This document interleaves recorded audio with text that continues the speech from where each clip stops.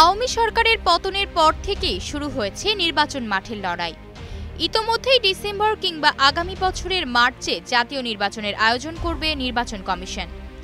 এমন ঘোষণার পর নির্বাচন ঘিরে তৎপরতাও বেড়েছে রাজনৈতিক দলগুলোর।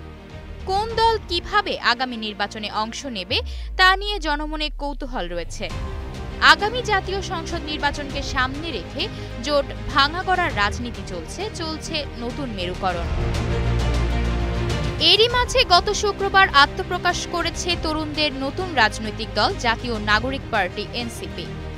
জুলাই গণ অভ্যুত্থানে নেতৃত্ব দেওয়া ছাত্রদের নতুন এই দলটিকে ঘিরে রাজনৈতিক দল এবং বিভিন্ন শ্রেণী পেশার মানুষের মধ্যে ব্যাপক কৌতূহল তৈরি হয়েছে।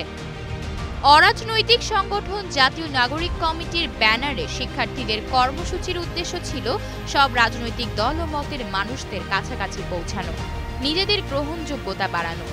একই সঙ্গে রাজনৈতিক দল ও নির্বাচনী জোট নিয়েও ভেতরে আলোচনা চালিয়ে গেছেন তারা। আনুষ্ঠানিক আত্মপ্রকাশের পর জানা গেছে, নির্বাচনী জোট গড়তে বিএনপি সহ 4 দলের সঙ্গে যোগাযোগ রক্ষা করছে এনসিপি। জানা গেছে, দল গঠনের আগ থেকে নির্বাচনী জোট নিয়ে তৎপর ছিলেন ছাত্র নেতারা। এদিকে এনসিপির নেতারা বলছেন, দল ঘোষণার পর পার্টিতে এসব বিষয়ে এখনো কোনো আলাপ আলোচনা হয়নি। নিজেদের দলকে শক্ত ভিত তৈরি করতে কাজ করছেন তারা। বিশেষ করে গণতন্ত্র, দলীয় স্লোগান, ঘোষণাপত্র, সাংগঠনিক কাঠামো ও দলীয় প্রতীক নিয়ে কাজ করছেন তারা। কারোর সঙ্গে জোট বা সমঝোতা নিয়ে এখনো কোনো ভাবনা নেই।